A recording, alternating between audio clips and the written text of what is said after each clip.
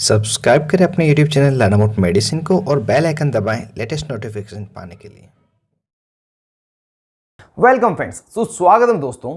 जब भी आपने हॉस्पिटल में डॉक्टर्स को देखा होगा तो उनमें से लगभग सभी डॉक्टर्स के गले में एक पाइप नुमा यंत्र लटका होता है। उस यंत्र के एक तरफ तो दो मेटल के पाइप होते हैं और दूसरी तरफ एक चकती होती है। जब भी कोई मरीज डॉक्टर के पास जाता है तो उस यंत्र के पाइप को वह डॉक्टर कान में लगा लेता है और जो चकती की सहायता से व्यक्ति की चेस्ट या पीठ को चेक करता है।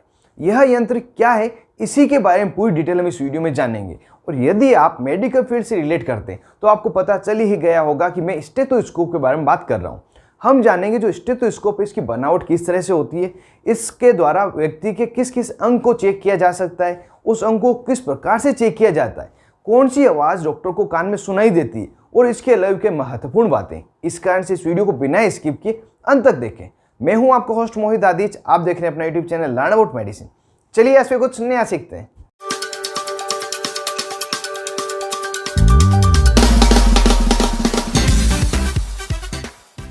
हेलो फ्रेंड्स, नमस्ते दोस्तों। हमारी बॉडी के अंदर प्रत्येक अंग एक विशेष प्रकार की ध्वनि निकालता है, साउंड प्रोड्यूस करता है, जिससे कि उस अंग के स्वस्थ होने का संकेत मिलता है।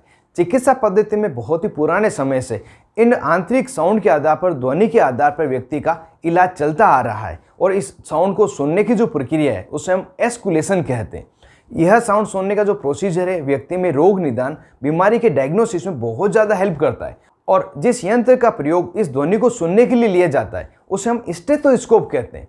आजकल जिस स्टेथोस्कोप को हम देख रहे हैं वह स्टेथोस्कोप 17वीं शताब्दी में डिज़ाइन किया गया था। इसकी अगर बनावट को जाने तो इस इंस्ट्रूमेंट में एक 10 इंच लंबी रबर की नली होती है, जिसके एक सिरे पर दो मेटल के पाइप लगाए जाते हैं जिन्हें डॉक्टर अपने कान में लगाते हैं, तथा दूसरे सिरे पर एक चकती होती है जिसे हम चेस्ट पीस कहते हैं। इस चेस्ट पीस के दो पार्ट होते हैं, छोटा तथा बड़ा। जो छोटा पार्ट है उसे हम बेल कहते हैं और बड़े पार्ट को डायफ्राम कहते हैं। डॉक्टर इस स्टेथोस्कोप की सहायता से ही व्यक्ति के आंतरिक अंगों की ध्वनि सुनता है। किन किन अंगों को इस स्टेथोस्कोप द्वारा चेक किया जा सकता है उसकी अगर बात करें तो उसमें हार्ट, लंग्स तथा इंटेस्टाइन, यह सभी अंग हैं जिनकी ध्वनि इस स्टेथोस्कोप की सहायता से सुनी जा सकती है। साथ ही इस स्टेथोस्कोप की सहायता से ब्लड प्रेशर को भी चेक किया जाता है। अब जानते हैं डॉक्टर को इस स्टेथोस्कोप में किस प्रकार का साउंड सुनाई देता है, जो प्रत्येक अंग में अलग अलग होता है। सबसे पहले हम हार्ट के बारे में जान लेते हैं।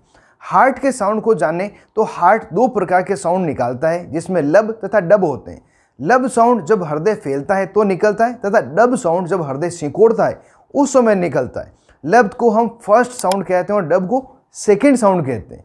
यह साउंड जब सुनाई देते हैं इसका मतलब है कि हार्ट स्वस्थ है। और हार्ट में यदि किसी प्रकार की समस्या है, हार्ट अस्वस्थ है, तो उसमें लब डब की साउंड की जगह मर मर इस तरह का साउंड सुनाई देगा। और यह साउंड जब सुनाई देता है तो डॉक्टर को लगता है कि उसके हार्ट में कुछ समस्या है, जिस कारण से उसे ईसीजी के लिए और अन्य किसी जांच के लिए फर्दर भेजा जाता है। दूसरा अंग जिसे स्टेथोस्कोप द्वारा चेक किया जाता है वह है लंग्स, जिसे हम फेफड़े कहते हैं। लंग्स में जब हवा अंदर लेते हैं तथा श्वास बाहर छोड़ते हैं तो उस समय एक साउंड आता है जिसे हम लंग्स साउंड कहते हैं।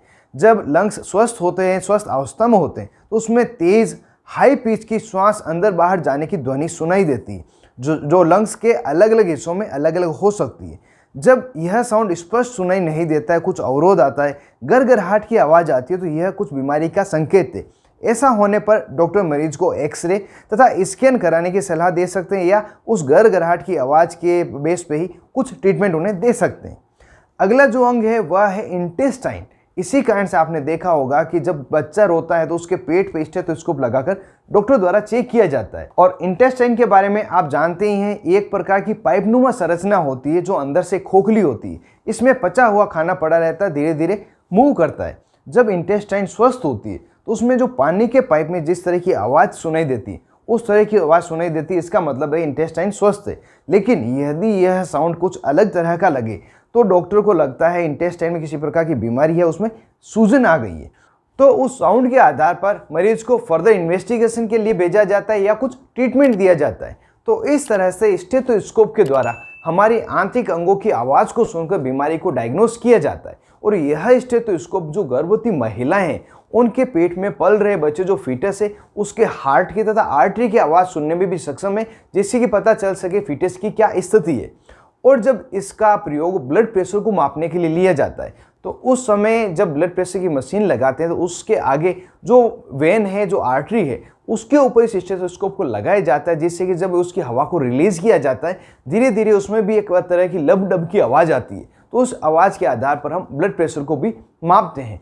हालांकि ये ब्लड प्रेशर को मापने वाला आपके लिए काफ़ी कंफ्यूजिंग स्थिति हो सकती है, लेकिन जो थोड़ी बहुत स्टेथोस्कोप के बारे में जानकारी रखते हैं उन्हें इस प्रक्रिया के बारे में पता है। और यदि आप इस ब्लड प्रेशर को किस प्रकार से चेक किया जाता है, उसमें स्टेथोस्कोप किस प्रकार से प्रयोग लिया जाता है, इसके बारे में जानकारी जानना चाहते हैं तो मुझे कमेंट करें। यदि ज़्यादा कमेंट आएंगे तो इसके लिए मैं अलग से वीडियो आपके लिए बना दूंगा। तो दोस्तों ये पूरी ही बिल्कुल नई जानकारी थी जिसको मैंने आपके कमेंट पर, आपकी डिमांड पर ही बनाए हैं। किस प्रकार ये जानकारी लगी, क्या इस तरह की वीडियो आपको और भी चाहिए, मुझे कमेंट जरूर से करें। आप थे अपने दोस्त मोहित आदिश के साथ, देख रहे थे अपने YouTube channel learn about medicine. Thank you friends, take care and be careful medicine users.